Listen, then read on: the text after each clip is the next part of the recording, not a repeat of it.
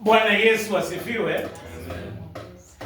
Kwa hii maisha, kitu yenye unaweka shanzo ama unaweka fence ni kitu ambayo unadhamini, ni kitu ambacho una mpango juu yake.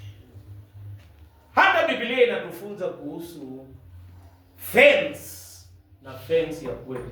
Katika kitabu cha Ayubu 1:10 Biblia inasema Mungu aliweka shanzo kwa maisha ya Ayubu.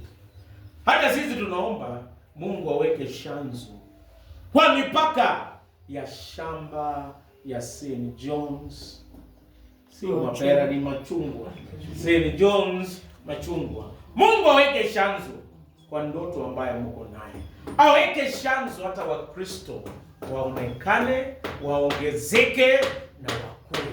Kwa kila kitu ambacho unafanya, ambia Mungu aweke shanzo kwa maisha yenu. Na Mungu akiweka shanzo kwa maisha ya mtu kama aliweka kwa Ayubu, Ayubu alikuwa salama. Alikuwa na matumaini na alikuwa na nguvu.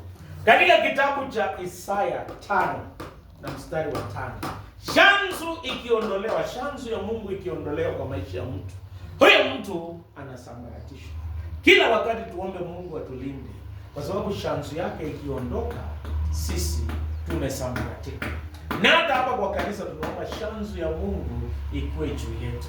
Jambo la mwisho, Biblia inasema linda moyo wako.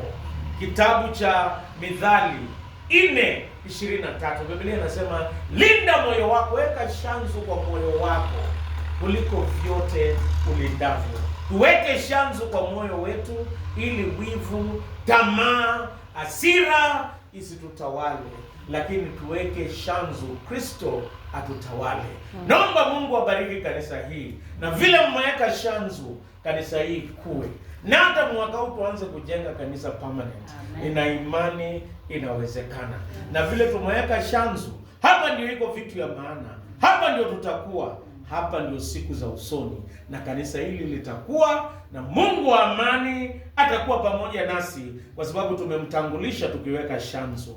Kwa jina la Mungu Baba, Mwana na Roho Mtakatifu. Amen. Baba